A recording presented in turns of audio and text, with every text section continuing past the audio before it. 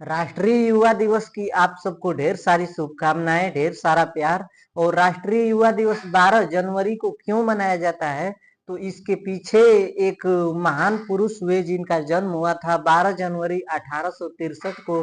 स्वामी विवेकानंद जी का जन्म बंगाल प्रेसिडेंसी के अंतर्गत कोलकाता में हुआ था।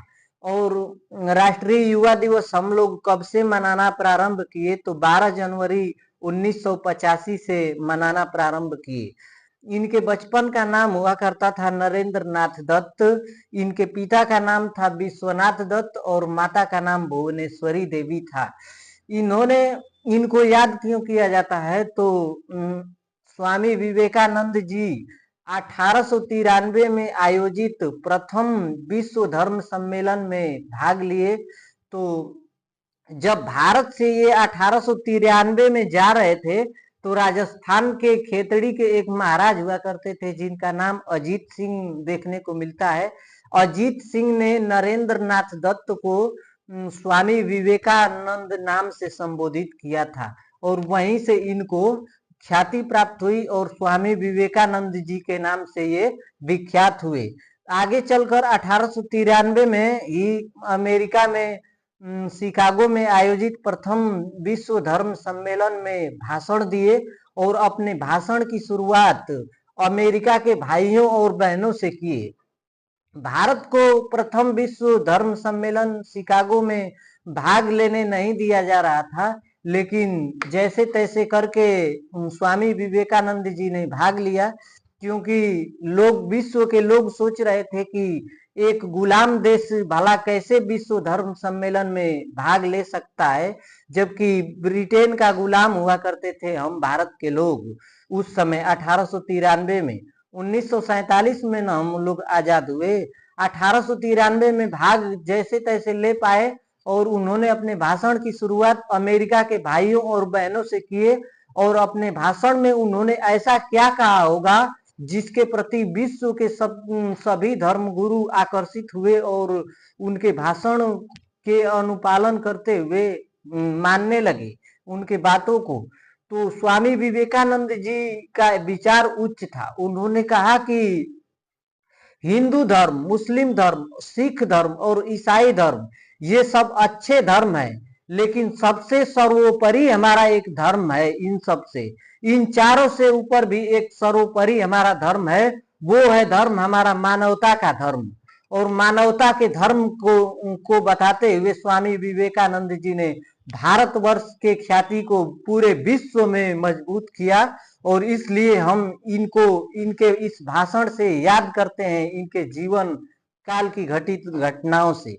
और देखिए, इन्होंने 1893 में आयोजित प्रथम विश्व धर्म सम्मेलन शिकागो में भाषण दिया। इसके बाद इन्होंने कई अन्य देशों का भ्रमण किया, जिस कारण से स्वामी विवेकानंद जी को तूफानी हिंदू या फिर भ्रमण करने वाला हिंदू भी कहा जाता है।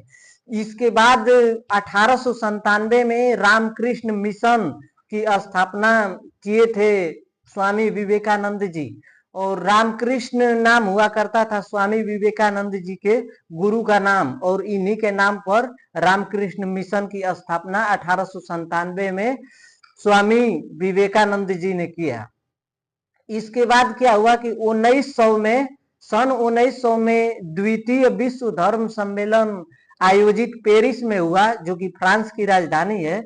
और पेरिस में इन्होंने भारत के तरफ से भाग लिया और इनका एक महत्वपूर्ण कथन भी है स्वामी विवेकानंद जी का कि उठो, जागो और संघर्ष करो, तब तक मत रुको जब तक कि तुम्हें सफलता की प्राप्ति हो न जाए। देखिए, उठो, जागो और संघर्ष करो, तब तक मत रुको जब तक कि तुम्हें सफलता की प्राप्ति हो न जाए। तो स्वामी विवेकानंद जी युवाओं के प्रेरणा स्रोत कहे जाने लगे। इसके बाद 4 जुलाई 1902 को एक ऐसा रात आई जिसके बाद स्वामी विवेकानंद जी के लिए कोई सुबह नहीं हुआ, अर्थात उनको स्वर्गवास की प्राप्ति हो गई। और उनके लिए तो सुबह नहीं हुई, लेकिन हम सब युवाओं के लिए एक प्रेरणा का स्रोत बन गए। हम भारत के लोगों के लिए या विश्व के लोगों के लिए एक प्रेरणा का स्रोत बन गए और आज हम लोग उन्हीं के दिखाए हुए मार्गों पे चल रहे हैं और हमें उन उन पर गर्व है। स्वामी विवेकानंद जी पर हमें गर्व है कि उन्होंने भारत के ख्याति को पूरे विश्व के मानचित्र पर प्रदर्शित करने का काम किया। तो यही था दोस्तों, यही बताना था कि 12 जनवरी को राष्ट्रीय युवा दिवस हम लोग इसलिए मनाते हैं क्योंकि स्वामी विवेकानंद जी का जन्म हुआ था इस दिन 1863 में।